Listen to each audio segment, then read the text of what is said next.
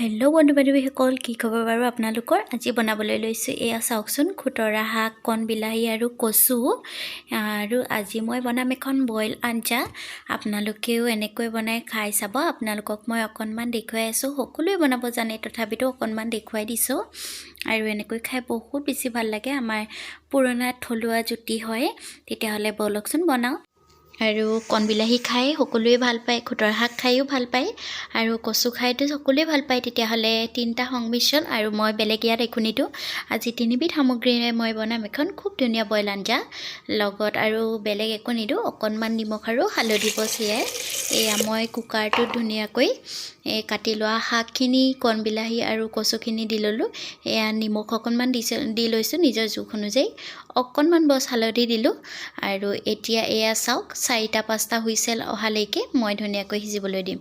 আৰু 5টা হুইচেল মৰাৰ পিছত মোৰ এই শাকখিনি চাওকচোন, খুব ধুনীয়া হৈছিলে। আৰু এয়া চাওক, মোৰ কচুখিনিও খুব ধুনীয়াকৈ সিজি গ'ল।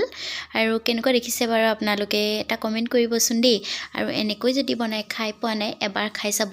আৰু বইল খোৱাটো আমাৰ শৰীৰৰ কাৰণেতো বহুত বেছি উপকাৰী। তাতে আকৌ খুতৰা শাকটো আমাৰ শৰীৰৰ কাৰণে উপকাৰীয়ে হয়। আৰু বিলাহীও আমাৰ তেজ চলাচলত খুব ধুনীয়াকৈ সহায় কৰে। বিলাহীটোও আমাৰ স্বাস্থ্যৰ কাৰণে ভালেই।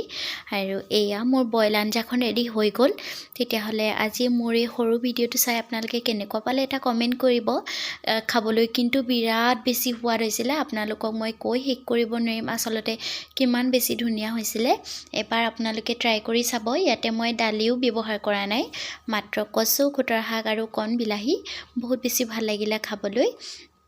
আৰু আজি মোৰ এই থলুৱা আঞ্জাৰ ৰেচিপিটো চাই যদি ভাল পালে, তেতিয়াহ'লে এটা লাইক কৰি দিব, কমেণ্ট এটা কৰিব। মোক আগবাঢ়ি যোৱাত আপোনালোকে সহায় কৰিব বুলি মই আশা কৰিলোঁ। আৰু তেতিয়াহ'লে বাই বাই। পুনৰ এটা নতুন ভিডিঅ'ত সকলোকে লগ পাম বুলি আশা কৰিলোঁ।